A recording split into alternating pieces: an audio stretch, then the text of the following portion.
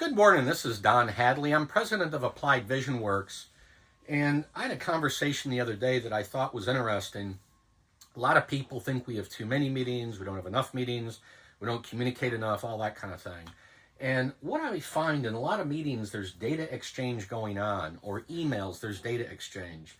It's a lot of stuff that's describing a problem.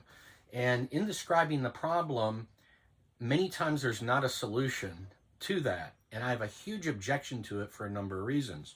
The other problem that I have with data exchange is it also doesn't a lot of times share the sense of urgency, the importance. It doesn't differentiate if it's a high level key issue that's important. Maybe it's not even urgent, but for long-term strategy, 2-3 years out, we need to be doing these things. Or is it a low level thing? We may have to do it for regulatory reasons, so there might be a deadline, but we just got to get it done and knock it out of the way.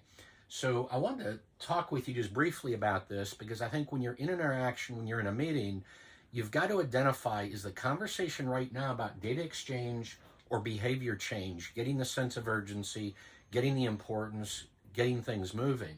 I find a lot of meetings I'm listening to people reading off Excel spreadsheets, reading what's on a PowerPoint, and I hate that.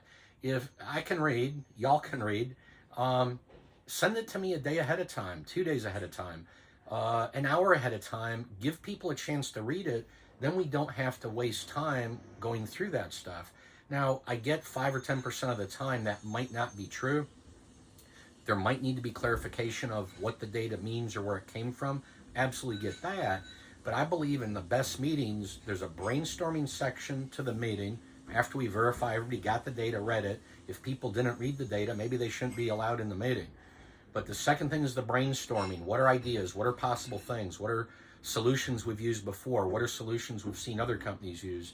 What are solutions that we think about that may not be a good answer but might lead to it? From that brainstorming, then beginning to identify the possible ideas from the brainstorming that when they're fit together might provide the best solution forward, and then how do we get buy-in? So most of the meeting to me should be the brainstorming through to the bottom line decision making, and let's get a prescription. Take the blue pill, take it 3 times a day, do it 2 weeks, let's see what happens, then we'll adjust the medication. That's more what I'm looking for as a business owner. If I'm on a leadership team, that's what I'm looking for. To be real honest, out there in the field, whether it's a construction business, manufacturing environment, distribution, a restaurant, a lot of employees don't want just data. I think we give them too much data. What they want to know is, what are we doing about it? What help do we need from them about it? There ought to be a action component even to the communications that's going out to the entire culture. So I want to share this with you. So next time in a meeting, before, during, and after, ask, was there data exchange that could be shortened, made easier, more valuable? And how do we increase the prescription, the creativity, the focus of the team, and getting to a much better result? If you have any thoughts on this, I'd love to hear from you. My email is dhadley@appliedvisionworks.com. My cell phone is 919-368-9008. Thank you.